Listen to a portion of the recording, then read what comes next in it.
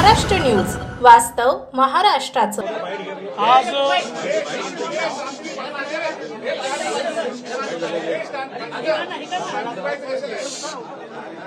आज मंत्रिमंडळामध्ये अतिवृष्टीमुळे ज्या शेतकऱ्यांचं नुकसान झालंय त्यांच्याकरता दोन महत्त्वाचे निर्णय घेण्यात आलेले आहेत। विशेषतः विदर्भाच्या भागामध्ये 2 हेक्टरपेक्षा जास्त लँड होल्डिंग असल्यामुळे मराठवाड्याच्या बऱ्याच भागामध्ये त्यांना कुठलीच मदत त्या ठिकाणी मिळत नव्हती आणि म्हणून 2 हेक्टरचा निकष 3 हेक्टरपर्यंत वाढवण्याचा निर्णय हा मंत्रिमंडळाने घेतलेला आहे। त्यामुळे आता ज्यांचं नुकसान झालंय अशा जवळजवळ सर्व शेतकऱ्यांना यामध्ये फायदा मिळणार आहे। ज्यांची जमीन खरडून गेली आहे त्यातही 2 हेक्टरपेक्षा जास्त ज्यांच्याकडे जमीन आहे त्यांची जमीन खरडून गेली तर त्यांना कुठली मदत मिळत नव्हती। पण आता जमीन लँड होल्डिंग किती मोठं असलं तरीही 2 हेक्टरपर्यंत खरडून गेलेल्या जमिनीचा मोबदला त्यांना देण्यात येईल अशा प्रकारचा निर्णय देखील झालाय। त्यासोबत एखाद्या शेतकऱ्याच्या जमिनीचा काही भाग खरडून गेलाय आणि बाकी ठिकाणी पिकाचं नुकसान झालंय, अशा परिस्थितीमध्ये त्या शेतकऱ्याला एकच मदत मिळत होती, परंतु आता खरडून गेलेल्या जमिनीच्या संदर्भात ती खरडून गेल्याची मदत त्या ठिकाणी त्याला मिळणार आहे आणि उर्वरित भागातली जी काही पिकाचं नुकसान झाल्याची मदत आहे ती मदत देखील त्या ठिकाणी शेतकऱ्यांना मिळणार आहे। त्यामुळे मोठ्या प्रमाणात विदर्भ मराठवाड्यातल्या शेतकऱ्यांना याचा फायदा मिळेल आणि अतिवृष्टीमुळे ज्या भागामध्ये शेतकऱ्यांचं मोठं नुकसान झालंय त्यांना या नियमात शिथिलता दिल्यामुळे फायदा मिळेल। आपल्याला कल्पनाच आहे की मराठा आरक्षणाच्या संदर्भात जे काही आंदोलन चाललेलं आहे त्या संदर्भात राज्य सरकार सकारात्मकतेने पाऊल उचलत आहे।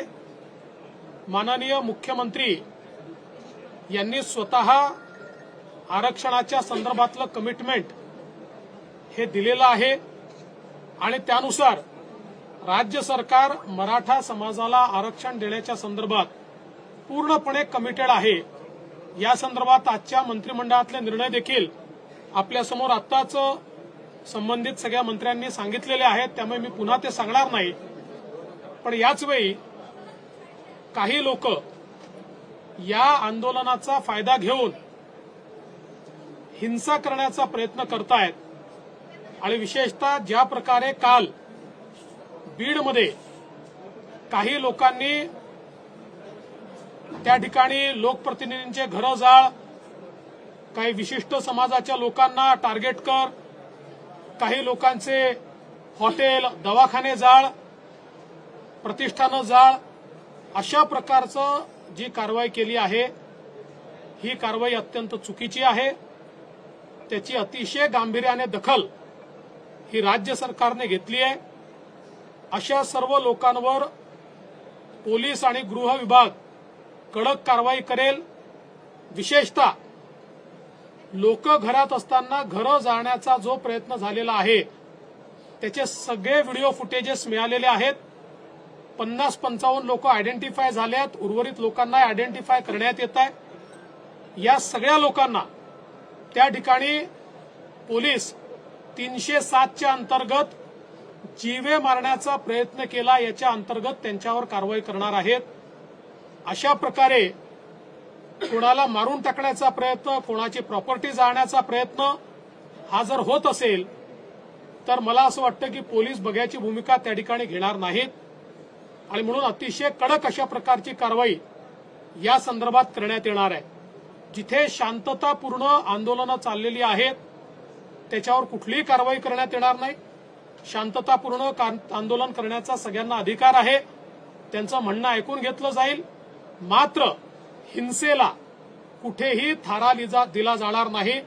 या संदर्भात आवश्यकतेप्रमाणे ॲडिशनल फोर्सेस मागवण्यात आलेले आहेत, मोबिलाइज करण्यात आलेले आहेत, ते ठिकठिकाणी ठेवण्यात आलेले आहेत आणि जोपर्यंत या ठिकाणी शांतता होत नाही आणि अशा फोर्सेसला त्या ठिकाणी पकडलं जात नाही तोपर्यंत पोलिसाची कारवाई सुरू राहील.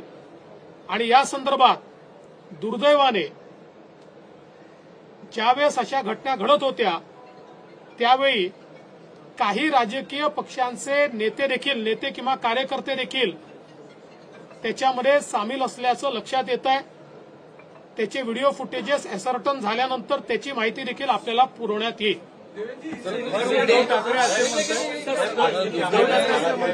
देखिए, कल जिस प्रकार की घटना बीड़ में हुई है इसका समर्थन नहीं किया जा सकता. मराठा आरक्षण के संदर्भ में राज्य की सरकार पूर्ण रूप से सकारात्मक है. कुछ निर्णय आज भी मंत्रिमंडल ने लिए हैं. लॉन्ग टर्म में इस प्रश्न को छुड़ाने के लिए सुप्रीम कोर्ट की क्यूरेटिव पिटीशन भी अभी मेंशन की गई है और सुप्रीम कोर्ट उसको सुनने वाला है. ऐसे समय कुछ लोग जानबूझकर हिंसा फैलाने का जो प्रयास कर रहे हैं, ऐसी हिंसा को बर्दाश्त नहीं किया जाएगा. उनके ऊपर कार्रवाई होगी. कई लोगों को आइडेंटिफाई किया गया है. सारे सीसीटीवी फुटेजेस हमको मिले हैं. इनमें जो लोग दिखाई पड़ रहे हैं उन्होंने सीधे सीधे लोगों को जिंदा जलाने का प्रयास किया है. ऐसे समय उनके ऊपर 307 की धारा के तहत व्यक्तियों को जान से मारने की कोशिश करना, इस प्रकार की कार्रवाई की जाएगी. जो शांति के साथ आंदोलन कर रहे हैं उनको आंदोलन करने दिया जाएगा. विशेष अधिवेशन बोलवण्यासंदर्भात आज काही चर्चा झाली आहे का? दुसरं महत्वाचं, काही ओबीसी नेते तुमच्याकडे काल आलेले होते, त्यांची अपेक्षा होती की सिक्युरिटी प्रोव्हाइड करण्यात यावी. काल तुम्ही त्याचा पण आढावा घेतला. असं आहे की ज्या ठिकाणी ओबीसी नेत्यांना धमक्या आलेल्या आहेत किंवा इनसिक्युरिटी वाटते आहे अशा ठिकाणी पोलिसांना सांगितलेलं आहे की या धमक्या गांभीर्याने घेतल्या पाहिजेत आणि त्याच्यावर योग्य ती कारवाई केली पाहिजे. काही लोक फेसबुकच्या माध्यमातून किंवा सोशल मीडियाच्या माध्यमातून धमकी देतात. त्या धमकीलाही गंभीरतेने घेऊन त्यांच्यावरही कारवाई करण्याचे आदेश हे देण्यात आलेले आहेत. आपल्या भागातील महत्त्वाच्या बातम्या पाहण्यासाठी आजच आमच्या फर्स्ट महाराष्ट्र न्यूज चॅनलला सबस्क्राईब करा आणि बेल आयकॉन प्रेस करा.